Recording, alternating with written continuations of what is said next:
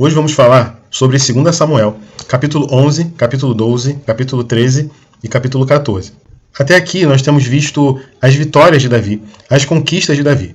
No livro de 2 Samuel, a gente viu que o livro começa com os desfechos da morte de Saul e Davi assumindo o trono de Judá inicialmente e posteriormente ele assume o trono de Israel. E esses capítulos eles vão mostrando, até o capítulo 10, algumas conquistas de Davi em relação aos outros povos, algumas vitórias que Davi teve ao longo desse tempo de reinado dele. E como eu disse na nossa primeira aula sobre 2 Samuel, que esse livro ele se divide em duas grandes partes. A gente poderia fazer divisões menores, mas vamos organizar de forma didática, né, nessas duas partes. A primeira parte está justamente do capítulo 1 até o capítulo 10, que é o que a gente já estudou até aqui, todo esse momento de triunfo, todo esse momento de conquista. E agora, hoje, a partir do capítulo 11, a gente vai ver essa história saindo um pouco desse cenário nacional e indo mais para o cenário da corte ou da família de Davi. Os acontecimentos, a partir do capítulo 11, estão muito mais voltados para dentro da família do que da nação de uma forma geral. Óbvio que vai afetar, vai abranger a nação. Só que, nesse caso aqui, a gente vai começar o foco principal são nas histórias internas. Vamos lá. 2 Samuel, capítulo 11, ela começa com uma história que é conhecida de algumas pessoas e justamente é o que a gente leu quando a gente leu lá em Mateus, falando sobre a genealogia de Cristo. E esse nome vai aparecer, Batseba. Então vamos lá. Após um ano, isso fazendo relação ao capítulo 10, Davi permaneceu em Jerusalém, enquanto Joabe e seu exército lutaram e venceram os filhos de Amon, ou seja, os amonitas, e sitiaram Rabá. Certa tarde, Davi ouviu uma mulher muito linda tomando banho e a mandou chamar para si. Eles tiveram relações e Batseba ficou grávida, mesmo sendo casados com Urias, um dos seus soldados.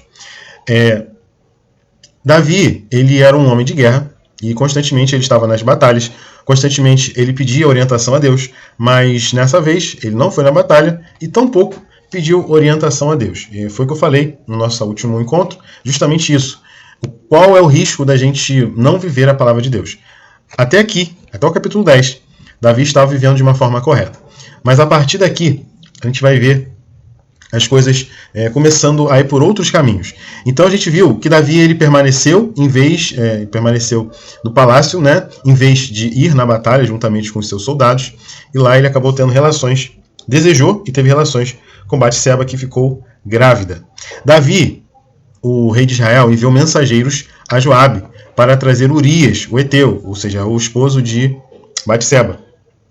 Quando Urias chegou, Davi perguntou sobre a guerra e pediu que ele fosse para casa e descansasse, mas Urias dormiu do lado de fora do palácio. Quando Davi perguntou por que ele não foi para casa, Urias explicou que não seria justo desfrutar do conforto de sua casa enquanto seus colegas de guerra estavam acampados. Davi então o convidou para jantar e o embebedou na esperança de que Urias fosse para casa, mas Urias acabou dormindo novamente com os outros soldados. O que Davi queria fazer aqui? Ele queria que de alguma forma Urias fosse para sua casa e engravidasse a sua esposa, E dessa forma ele iria cobrir o seu erro, Perceba o problema aqui. Ele já cometeu um erro e está tentando fazer de algum jeito para encobrir o seu erro. A gente viu isso acontecendo, na verdade, diversas vezes. Mas eu quero citar lá no Éden, lá no começo. Quando Adão ele come da fruta, ele sente-se que está nu, sabe que está em erro em relação a Deus. Ele e a sua esposa eles se escondem e eles vão fazer um aventalzinho, uma roupinha de planta. A gente tem esse péssimo hábito de, em vez de confessar, aquele caminho que eu já falei por diversas vezes, vou falar hoje novamente, em vez da gente confessar, se arrepender, confessar e abandonar, aqueles 3 pontos que eu já citei anteriormente, a gente se esconde, a gente faz nossos aventais, uma forma da gente tentar se esconder. Mas, diante de Deus, é impossível se esconder. Só que a gente viu que ele já cometeu um erro, ele adulterou com a esposa de um dos seus soldados, engravidou essa mulher, tentou de alguma forma enganar para que ele fosse para casa, para que ele tivesse relações com a sua esposa, e eventualmente ela ficaria grávida, Assim, pelo menos dessa forma que iria parecer.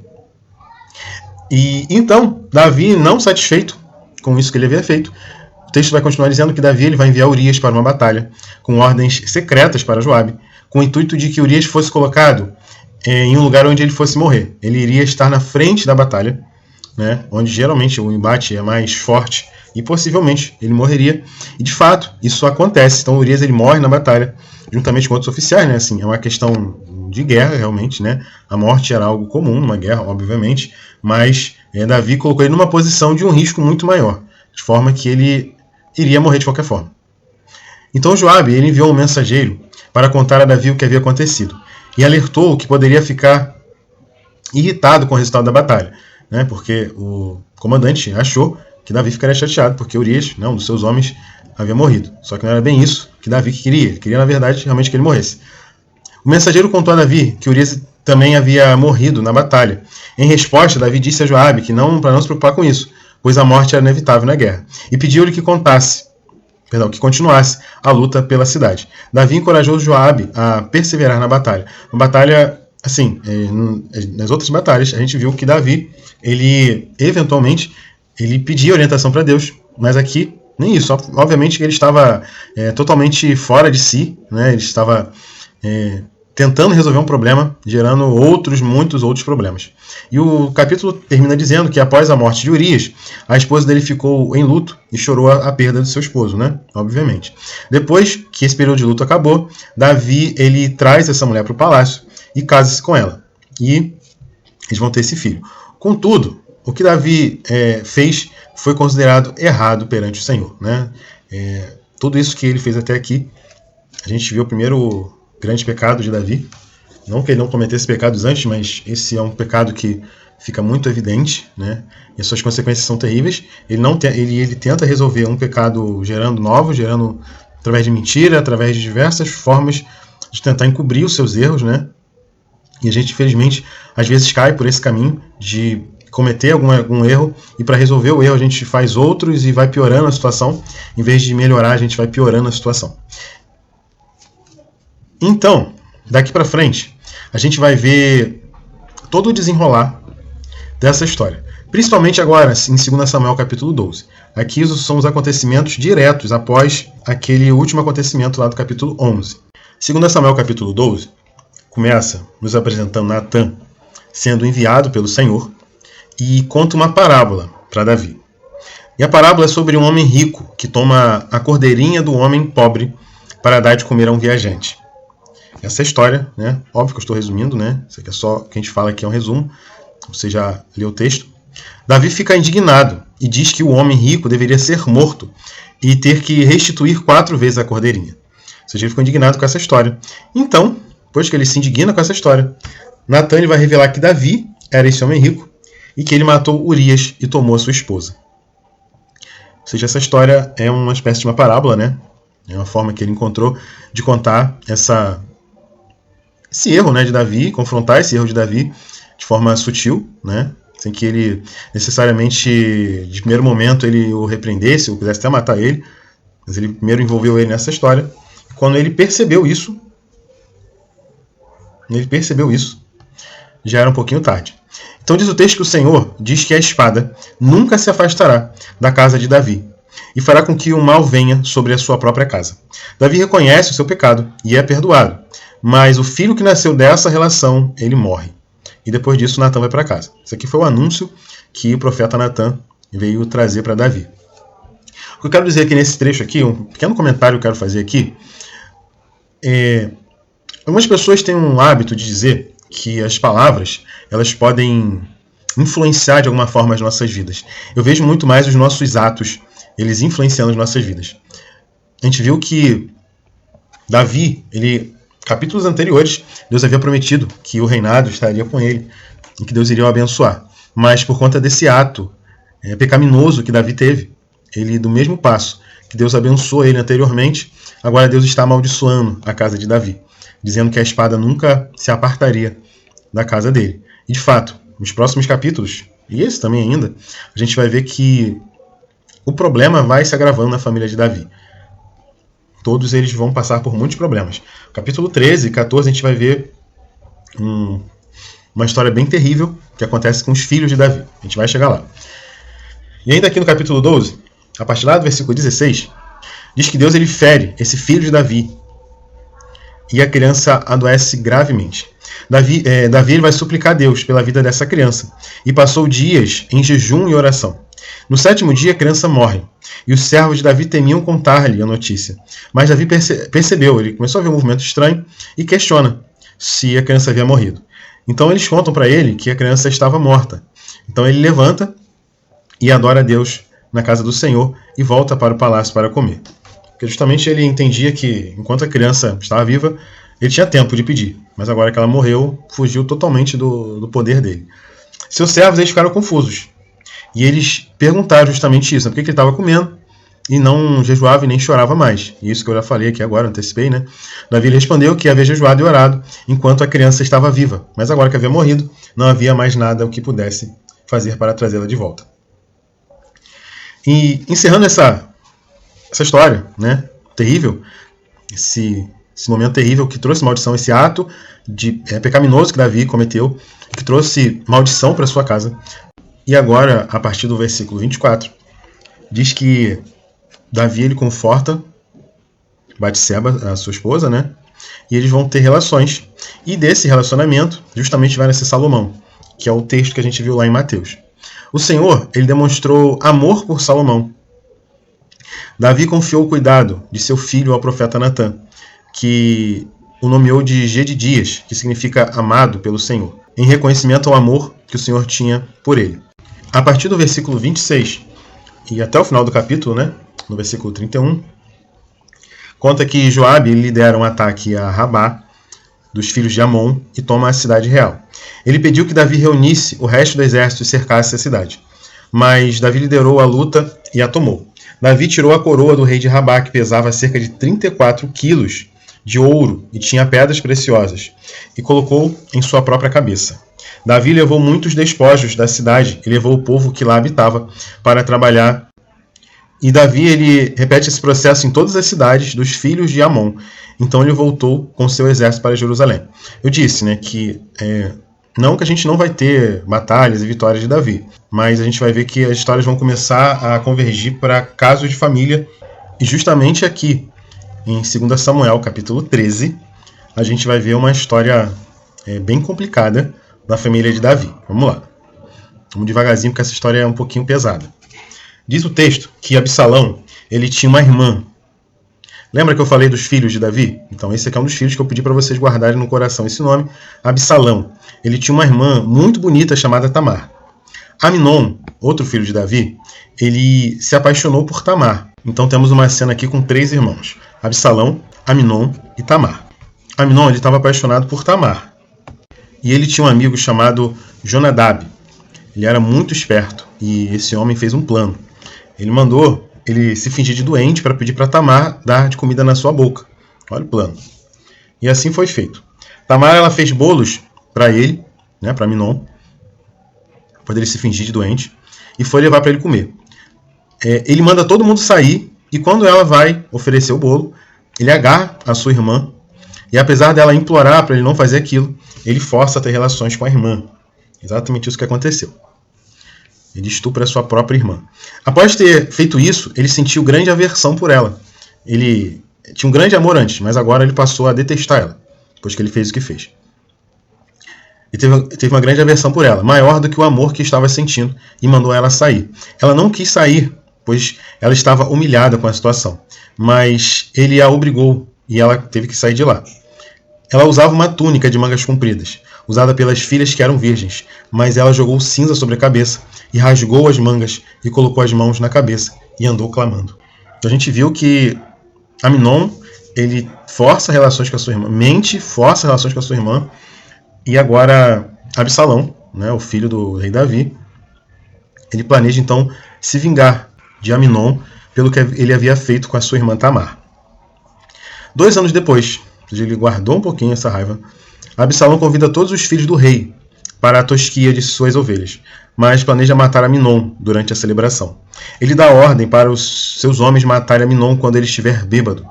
Eles executam o plano, e todos os filhos do rei fogem. Quando Davi ouve a notícia, acredita que todos os seus filhos foram mortos, mas Jonadab o informa que apenas Aminon morreu. Após Absalão ter assassinado o seu irmão Aminon, ele fugiu e se refugiou em Gesur, Quando os filhos do rei chegaram para contar a Davi o que havia acontecido, todos choraram amargamente. Davi pranteou por seu filho todos os dias, enquanto Absalão ficou em Gesur por 3 anos. Finalmente Davi parou de perseguir Absalão. Já havia se consolado pela morte de Aminon. 2 Samuel, capítulo 14. Joabe, filho de Zeruia, percebeu que o coração do rei estava se voltando para Absalão e decidiu trazer uma mulher sábia de Tecoa para ajudá-lo. Ele instruiu a mulher a fingir estar triste, vestir roupas de luto e apresentar-se ao rei com palavras que ele lhe deu. Ou seja, ele que deu o script do que ela iria falar. A mulher de Tecoa se apresentou ao rei Davi e pediu ajuda, dizendo que seu filho matou o outro e a família do filho morto quer vingança. O rei pediu para ela ir para casa, enquanto ele cuidava do assunto. Mas a mulher insistiu para que a culpa não recaísse sobre o rei e disse que se alguém a acusasse, ela mesma assumiria a responsabilidade. O rei prometeu protegê-la e ela pediu que ele fizesse justiça para não provocar mais violência. Em seguida ela perguntou por que o rei não queria trazer de volta o seu filho Absalão do exílio. Davi questiona a mulher sobre tudo o que havia dito e pergunta se Joabe estava por detrás de tudo isso. E ela confirma que sim. O rei fala para Joabe que atendeu o pedido dele e manda trazer Absalão. Mas Davi advertiu que ele poderia voltar, mas não queria ver Absalão. Do versículo 25 ao 27, o texto vai dar uma pausa sobre essa narrativa e vai apresentar os atributos físicos de Absalão. Diz o texto que Absalão era um homem muito bonito, sem defeito nenhum, e o seu cabelo pesava mais de 2 quilos quando ele cortava. Ele cortava de tempos em tempos, o cabelo pesava 2 quilos. Ele teve 3 filhos e uma filha chamada Tamar, também muito bonita. E o texto, nesse capítulo, termina dizendo que, passados 2 anos, Absalão não havia mais visto seu pai. Mandou chamar Absalão por 2 vezes e não foi atendido. Mandou jogar fogo no campo de Absalão para chamar sua atenção e desta forma conseguiu. Conversou com Absalão e conseguiu se apresentar diante do rei, que o beijou. Então aqui a gente viu, hoje, bastante coisa, né? Hoje a história foi bem densa. Na verdade, hoje, né, foram 2 histórias, só recapitulando rapidamente. Hoje a gente falou sobre Davi, quando ele comete o pecado de se deitar com a mulher de Urias, e para tentar encobrir seu erro, ele coloca o seu comandante, né, os seus soldados, Urias, na frente da batalha, de forma que ele fosse morrer, e Deus amaldiçoou então o seu crime por conta disso, e diz que a espada nunca sairia mais da família dele, e a gente vê agora, né, nesses 2 últimos capítulos, justamente isso aqui acontecendo. Os irmãos tendo atos, né, obscenos como esse, errados como esse, incestuosos, e um querendo matar o outro, na verdade, um matando o outro, né? O próprio pai querendo matar o filho. E daqui para frente a gente vai ver Absalão, esse mesmo jovem, esse mesmo homem, daqui para frente ele vai começar a perseguir Davi. Então a gente vê que esse ato de Davi, ele trouxe uma consequência que perdurou. E a gente, às vezes, comete erros na nossa vida que são irreversíveis. Nem tudo que a gente faz é possível a gente reverter. Então a gente precisa ter muito cuidado com o que a gente faz. Davi, ele comete erro e isso muda radicalmente a família dele. E sobre Aminon, Absalão e Tamar, uma história que, sinceramente, eu acho uma história terrível, né? Uma história de estupro, uma história de vingança, uma história bem complicada, e ainda mais se tratando de irmãos, né? Não que, se não fossem irmãos, essa história não seria terrível, mas eu penso que dentro de casa, né, vamos dizer assim, a gente tem esse conflito tão grande, tão terrível, com o homem de Deus que Davi era. Isso é justamente por conta, primeiro, do pecado que habita em cada um de nós. A gente não pode transferir a culpa de um pecado de uma pessoa para outra, mas muito vem daquilo que Davi fez, né? E Deus amaldiçoou a sua casa.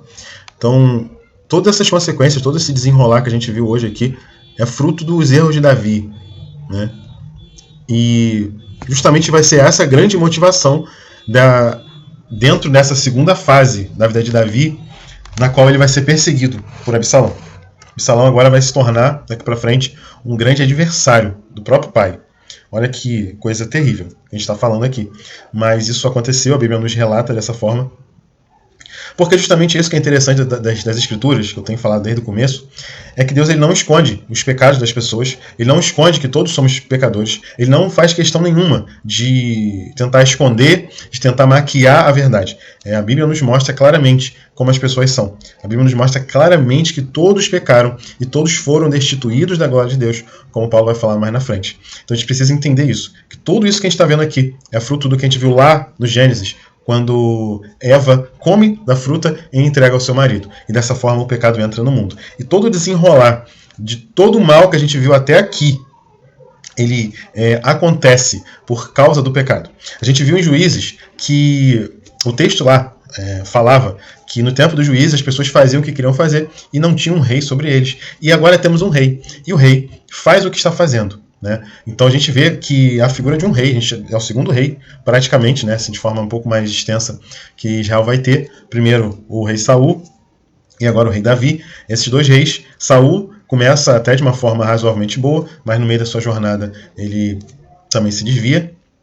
E aqui a gente vê Davi também, começa muito bem, mas já começou a tropeçar algumas coisas aqui, justamente porque todos nós somos pecadores, todos nós estamos passíveis da queda. Então não é algo muito inalcançável a gente entender que Davi em algum momento iria derrapar, porque o único rei que de fato iniciou e findou, na verdade nunca vai findar, né, o seu reinado, mas o único rei que início, meio e fim do seu reinado é perfeito é Cristo Jesus nosso Senhor. A solução para tudo isso que a gente está vendo aqui só vem através de Cristo Jesus nosso Senhor. Essa é uma realidade que a gente precisa entender. Todo o pecado da humanidade, todo problema da humanidade só se resolve através de Cristo. Porque todas as vezes que o ser humano tenta por si só resolver suas questões, tentar se curar dessa mácula que é o pecado, dessa doença que é o pecado, ele jamais vai conseguir. Ele pode tentar por um tempo, mas todos nós somos passíveis de cair. Todos nós somos passíveis de algum momento tropeçar. Deus está disposto a nos perdoar. Deus está disposto a restaurar nossas vidas. Mas como eu já falei até hoje aqui, tem consequências que não voltam atrás. Não adianta. Tem coisas que a gente faz que elas realmente vão trazer contextos para a nossa vida que não vão mudar. Agora a gente viu que essa decisão de perseguir Absalão e agora Absalão volta para casa, isso vai trazer consequências futuras. Davi não fazia nada com Amnon, né, só porque era filho dele também. Óbvio, eu não vou nem julgar a causa, né, porque primeiro eu não sou juiz, porque de certa forma, como julgar um filho em detrimento de outro, né, muito complexo isso. Mas o problema não surge aí. O problema surge lá atrás, quando ele, o próprio Davi, ele deseja a mulher que não deveria desejar e ainda coloca o seu soldado para morrer. Na verdade, a gente vai ver que Davi ele mata diversas pessoas, né, para conquistar as terras ali, mas ele teve requinte de crueldade, né? Ele entrega o cara à morte, totalmente diferente. Porque, como eu já disse, né, a gente não pode olhar com o contexto de hoje. A gente precisa olhar histórias de guerra desse tempo aqui, num contexto em que era necessário vencer outros povos, que os povos iriam entrar nas suas terras e te matar e levar a sua família. Então, outro contexto de vida. Então, eles entrarem, invadirem algumas nações, era algo daquele tempo lá. Mas ele colocar alguém para morrer de forma deliberada, a isso Deus já não acha que é correto. Então, por isso a gente precisa olhar para todas essas histórias de hoje, né? Como eu disse, hoje são duas grandes histórias. Cada uma delas a gente poderia gastar um áudio inteiro desse só para comentar os detalhes, mas não vou fazer isso, porque a nossa ideia é fazer essa leitura mais dinâmica, né? Mas você vai fazer a sua leitura aí do texto, então você, qualquer dúvida, leia, ore a Deus, né? E pesquise, se for necessário, ou comente aí nos comentários do vídeo, né? Caso tenha algum tipo de dúvida, que a gente vai tentar sanar as dúvidas também, se for possível. Então, a gente precisa entender essas duas realidades, como elas, uma é consequência da outra, e como isso é comum às nossas próprias vidas. Então, cuidado com o que vocês fazem, cuidado com o que nós vamos fazer, porque isso pode nos gerar problemas irreversíveis que nós vamos ter que carregar o resto da vida, né? Deus, ele nos perdoa, mas algumas consequências dos nossos pecados, elas permanecem. Alguém comete um crime hoje e é preso, eventualmente poderá ser perdoado por Deus, desde que se arrependa, confesse e abandone os seus pecados, mas vai permanecer preso, porque isso é justo diante também dos homens. Se cometer um crime aqui, ele vai pagar aqui. Mas a graça de Deus nos perdoa para a eternidade. Então, se essa pessoa ainda presa morrer, ela entrará nos céus e vai permanecer com Deus para toda a eternidade. Essa é a nossa esperança, essa é a nossa expectativa. Resumindo, né, tudo que a gente está falando aqui, cuidado. Tenha muito cuidado com o que a gente faz. Davi acertou até o capítulo 10, e quando ele começou a abrir mão dos princípios, começou a abrir mão de falar com Deus, permitiu que o mal entrasse em seu coração, ele começou a fazer o que é errado. Isso trouxe problema para dentro da casa dele.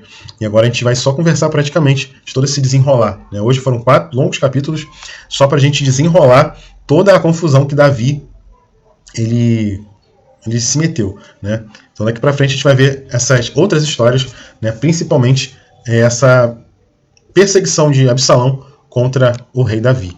Que Deus te abençoe, que Deus te ajude a permanecer firme na presença de Deus e que as suas escolhas, decisões, elas sejam sempre pautadas na palavra de Deus, para que você não tropece no seu caminhar, na sua vida. Que Deus te abençoe, em nome de Jesus.